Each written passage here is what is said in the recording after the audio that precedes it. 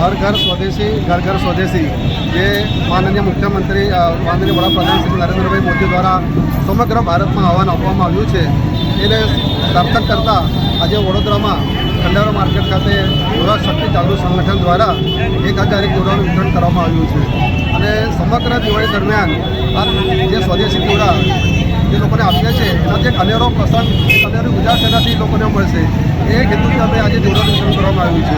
આ 1001 દીવડાનું વિતરણ કરીને અમે ખૂબ આનંદની લાગણી અનુભવીએ છીએ અને આ સમગ્ર કાર્યક્રમમાં જે લોકો લાગણીને અમારી મહેનતને પધાર્યા છે એ લોકોનો હૃદયથી આભાર વ્યક્ત કરું છું અને દિવાળીની સમગ્ર વડોદરાવાસીઓને શુભકામનાઓ આપું છું.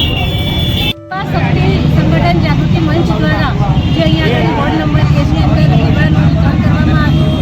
દર વખતની જેમ આ વર્ષે પણ એ લોકોએ કાર્યક્રમ આપ્યો છે. આવતીકાલે સ્મશાનમાં કે જે સ્મશાનમાં સેવા આપે છે એ લોકોને પણ મીઠાઈ કપડાનું બધું વિતરણ કરે છે.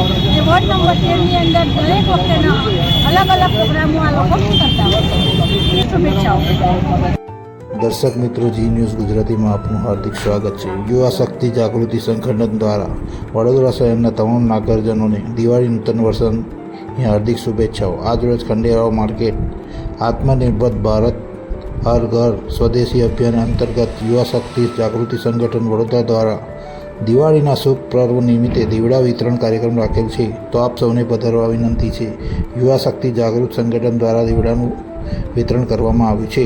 હર ઘર સ્વદેશી અભિયાન અંતર્ગત યોજાયો કાર્યક્રમ. દિવાળી નિમિત્તે આયોજિત કાર્યક્રમમાં યુવા શક્તિ જાગૃતિ સંગઠનના સ્વયંસેવકોએ અનોખી ઉજવણી કરી. સંગઠનના પ્રમુખ મનીષ વાઘ, મ્યુનિસિપલ કોર્પોરેટર જાગૃતિ કાકા, જ્યોતિ પટેલ અને ધર્મેશ પટની ખાસ જોડાયા હતા.